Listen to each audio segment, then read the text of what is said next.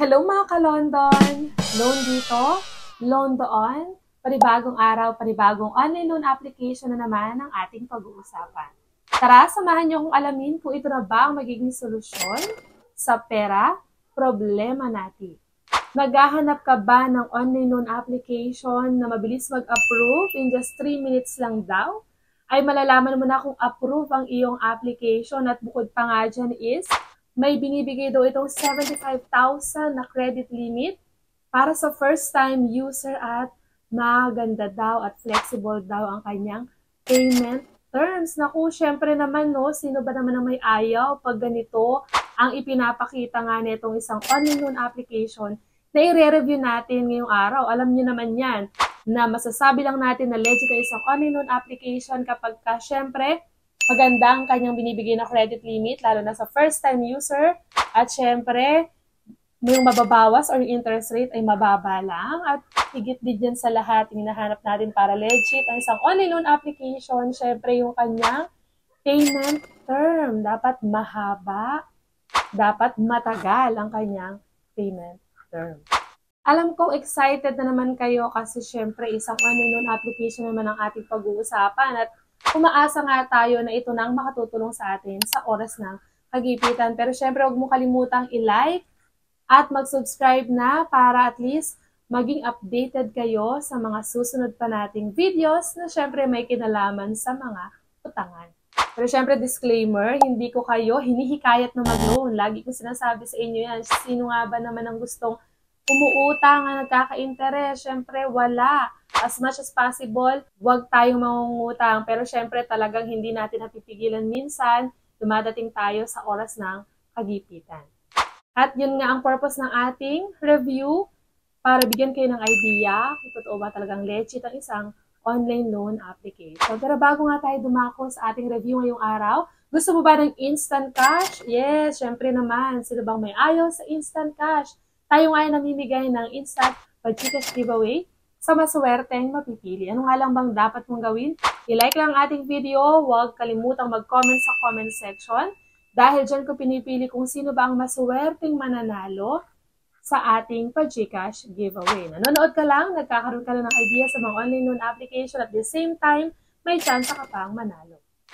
At ang online loan application na i-review na pala natin ngayong araw, walang iba kundi si Magic Peso. Si Magic Peso ay under ng Bravo Zulu Romeo Lending Corporation at ngayon ay kasalukuyang mayroong 4.9 na ratings. Bago lang itong online loan application na ito pero napakataas na ng ratings. Pero syempre, lagi ko sinasabi sa inyo, huwag tayong magpapadala sa mga ratings dahil madalas sa mga ratings na yan ay hindi talaga totoo at hindi nagiging basihan para masabi natin na legit ang isang online loan application. Kagaya nga ng sinabi ko sa inyo kanina, si Magic Peso ay nag-offer daw ng up to 75,000 pesos. Pero syempre, tayong mga matagal na sa online loan application at di na tayo bago dyan, alam natin na hindi naman talaga 75,000 pesos yan dahil lalo na tayo ay first time user. So alamin talaga natin dito sa ating review kung magkano ba talaga yung bibigay niya sa ating credit limit. At pagka-download ko nga dyan, ito yung mga makikita natin. Unang-una na dyan ay easy to operate daw siya. And safety and security. So safe daw at secured ang mga information ibibigay natin sa kanila. Flexible repayment din daw. Meron silang up to 120 days na loan term at meron silang 0.04% per day na interest. I-click lang natin dyan yung allow tapos yung get money. So kung mapapansin nyo dito is up to 30,000 daw ang pwede nating ma-loan. At dito nga para tayo makapag-login at makapag-register, so kailangan lang natin ibigay dyan ang ating phone number para makapag-send ng OTP. And after nga dyan is dito na agad tayo sa pag-a-apply. So ito yung mga dapat nating sagutan dito. So step 1 is verify identity. So ito yung mga ID na pwede sa OLA na ito. So dito recommended ID type is driving license, UMID, passport, national ID, PIN at health card. So kung wala ka pa sa mga nabanggit na yan, pwede din naman yung other options kagaya ng postal ID, PRC, SSS, Pag-ibig. And kasama pa rin sa step 1 yung facial recognition. So dyan tine-check nila kung ikaw ba talaga yung naglo-loan or nagamit lang yung ID mo sa paglo-loan. At after nyan, i-click mo lang yung next. And after nga yan is step 2 na agad tayo. So dito, ang ipoprovide naman nating information ay yung ating personal information na. So, kasama dito ang education kung ano bang natapos, marital state kung married ba or single. Kasama din dyan ang number of credit cards. Kung wala naman, ilalagay lang natin ay 0.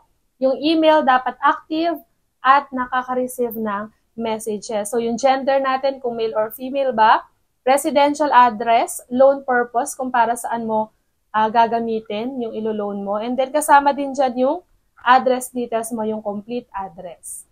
So, step 3 naman is work information. So, sa work information, unang-una na dyan ang company name, company address, company phone number. Ingat lang sa pagbibigay ng company phone number at baka pati ang workplace mo ay maapektuhan or yung trabaho mo ay maapektuhan pa pag tumawag na yung mga agent ng OLA. Next is profession. Pipili ka lang dyan. Working experience, gaano ka nakatagal, monthly salary, kung magkano ba ang sinasahod mo monthly, address details, at syempre yung payday. Kasi syempre baka dyan nila titignan kung magkano ba yung ibibigay nila sa iyong credit limit. Kaya nga sinasabi ko sa inyo, hindi porket ito yung amount na in-approve sa akin is ganun din sa inyo. So, chine-check din talaga nila yung capability natin na magbayad. And dito naman sa step 4, dito na tayo sa contact information or yung contact reference na sinasabi natin. So, dito kailangan mo makapagbigay ng 3 contact reference. So, dito, ilalagay lang natin yung kanyang contact number, syempre yung kanyang name, and make sure lang na pakaisipin natin mabuti kung sino ba talaga ilalagay natin contact reference. Lagi kong pinapaalala sa inyo na mas maganda kung kapamilya na lang or close friend kasi once hindi tayo nakapagbayad sa ating due date, sila na agad ang susunod na tatawagan. And next naman dito sa withdrawal info, so dito ilalagay natin or pipili natin kung saan ba natin gusto ma-receive yung amount na niloan natin. So dito may dalawang pagpipilian, pwedeng through bank or pwede rin namang through e-wallet. So sa e-wallet, pwede ang GCash, PayMaya, GrabPay at Coins. Pwede rin dito ang Shopee at OmniPay. And after nga nyan, ay dito na agad tayo sa pinaka-exciting part ng ating review o yung pinakahihintay nating part, yung ating loan details. So, magkano ba ang binigay sa ating credit limit ni Magic Peso? Si Magic Peso nga ay binigyan ako ng 2,000 na credit limit. So, yung 75,000, hindi po totoo yun. 2,000 lang ibinigay sa akin. Pero syempre, iba-iba tayo ng karanasan sa ating paglo-loan. Pwedeng sa akin 2,000 at sa inyo naman, mas mataas na credit limit. At dito nga, nakalagay 121 days daw yung kanilang loan term, pero fake news po dahil 7 days lang din ay kailangan na nating bayaran yung buong amount na niloan natin. So dito nga yung 2,000 pesos, hindi ko rin siya buong marireceive dahil 0 nga ang kanyang interest, pero binawi naman niya sa kanyang service fee na napakalaki, 800 pesos. Kung mapapansin natin si Magic Peso, is hindi siya naiiba sa ibang only loan application na na-review na natin. 2,000 na credit limit, 1,200 lang ang marireceive mo dahil yung 800 pesos ay mapupunta ng buo sa service fee. At after 7 days nga is babayaran mo na rin yung 2,000 pesos na niloan mo. At yun nga ang kabuang details netong si Magic Peso. So kung ako yung tatanungin nyo, hindi ko i-recommend etong si Magic Peso dahil kagaya lang din siya na ibang only loan application na mababa lang yung credit limit pero ang taas ng ibinabawat. So, syempre, ang desisyon, kung itutuloy nyo pa rin ang paglo-loan ay nasa sa inyo na po. Lagi ko sinasabi sa inyo, ang purpose lang ng ating review ay para bigyan kayo ng idea kung magkano ba yung credit limit, magkano yung mababawas, at syempre yung kanyang loan term. Kung gusto mong manalo sa ating pa-GCash giveaway, huwag mong kalimutang i-like at mag-comment na sa comment section ng ating video. At dito na muna natatapos ang ating review ngayong araw. Hanggang sa muli mga ka-London! Bye-bye!